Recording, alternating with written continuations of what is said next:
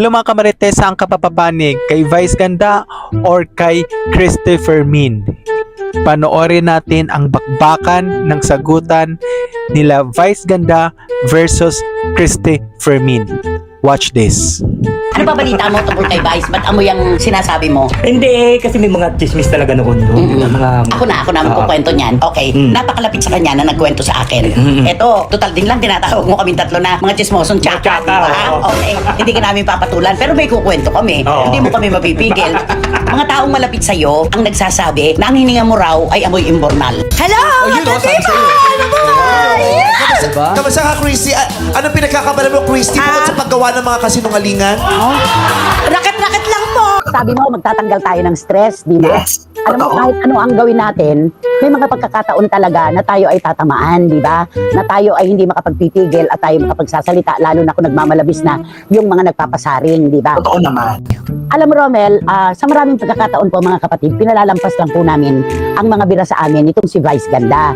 Yung tinawag po niya kaming tatlo, ni na Wendell, na mga tsaka. Noon po ay gusto na namin sabihin, hiyang-hiya naman po kami sa kanya, pagkaganda-ganda niya. At gusto na rin po sana namin sabihin na kundi naman sa kanyang pera, ay hindi naman siya magkakaroon ng ganyang itsura. At lalong gusto po namin sabihin, lalo na ako, na ang kagandahan po ng tao ay wala naman sa panlabas, kundi nasa kalooban. At pwede namin sabihin na siya sa panlabas at panloob, wala naman itinatagong ganda. Yon. Ang dami-dami ko po kasing naririnig.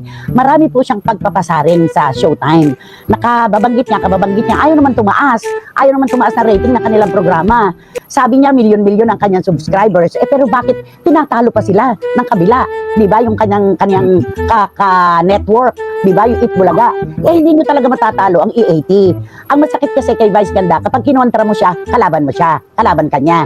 Kapag medyo pinitik mo yung hindi niya kagandahan ginagawa, kaaway ka na niya. Meron silang contestant, ang pangalan ay Christy. Tapos ngayon na yan, nakausapin nila at interviewin, nakabalik na doon sa kanyang hanay. Pinabalik pa niya. At ang tanong niya, bukod, ano yung Ang tanong niya na yun, ano ang ginagawa mo bukod sa paggawa? Hindi, anong pinagkakaabalahan mo bukod sa pagsisinungaling? Yun ang eksakto. Hindi naman kami ipinanganak kahapon para hindi namin maturol na ako talaga yung pinatatamaan ni Vice Ganda. Bakit hindi mo sabihin na, Oy, Christopher Min, bukod sa pinagkakaabalahan mo, bukod sa pagsisinungaling, ano pa ang pinagkakaabalahan mo? Ako diretso ko nasasabi sa kanya na mayabang siya. Di ba? Na wala ka man lang makitang pagpapakumbaba sa kanya. Diretso ko nasasabi yun. Ba't hindi rin niya ako diretsuhin?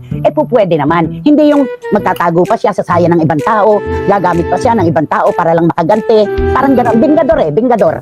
Wala kang leksyon na natutunan pagkatapos kayong masuspinde dahil sa ginawa ninyo ni Ayon Perez sa harap ng telebisyon, sa gitna ng mga batang musmus na walang kaalaman, yung pagdilpat nyo ng icing na hindi magandang tingnan. Anong pagsisinungaling doon? Kung yon ay pagsisinungaling, bakit kinatigan ang aking pagsisinungaling ng MTRCB at pinatawan kayo na 12 araw na suspensyon?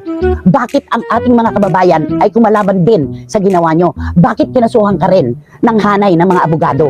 Ang hirap kasi sa iyo, Vice, magmula nang ikaw ay nakatikim ng popularidad, inangkin mo na ang mundo na ikaw ang gitna, ikaw ang araw at umiikot lang ang lahat ng tao sa show business na para mga planeta sa iyo. Dapat mong malaman, planeta ka lang din na tulad namin. Hindi ikaw ang araw.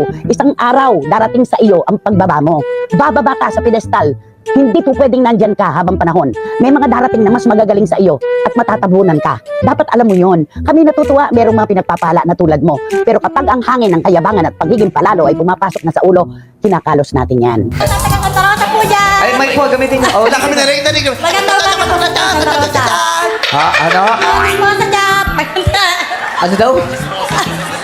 Mga chismosa. Binabati mo mga chismosa. Anong pangalan yung chismosang yan?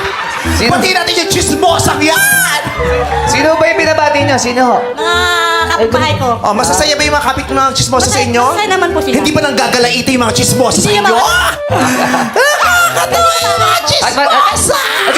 Nanay, good luck ha, Nanay Norma ha. Apo, Ito galingan mo para magandang mangyari sa'yo, para maganda naman yung mga maichismis ninyo tungkol kay Ate Norma, para hindi kayo nang gagalaito.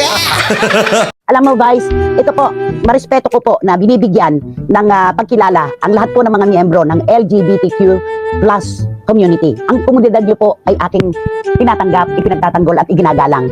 Vice Ganda, hindi ka tunay na babae. Lalaki ka. Lalaki ka, Vice Ganda. Nagpapanggap ka lang na babae. Ngayon, kapag ikaw bumibiyahe ka sa isang mahabang kalye, tinawag ka ng kalikasan. Bababa ka sa sasakyan, hahanap ka ng puno, at dun ka jijingle. May mga magdadaan. Ano ang kolokyal na biro ng mga taong nakakakita ng mga umiihi ng nakatalikod? Hoy, humarap ka! Huwag kang tumalikod! Traidor ka! Yun ang isisigaw sa Ikaw rin, di ba? Ha? Reggae ka, di ba? Reggae? Bakit mo nasabi yun? Bakit mo nasabi yung reggae naman ako? Kwento mo sa akin. Ngayon, iiwas ka. Ano? Reggae nga! Bakit? Eh kasi nga, reggae. Reggae? Bakla. Tandaan mo, lalaki ka, hindi ka babae. Sino na sa... Nagpapanggap ka lang na babae. Easy! Wak, wak, wak, wak, wak, wak, wak, wak, wak. Funny, funny, funny. Very, very, very.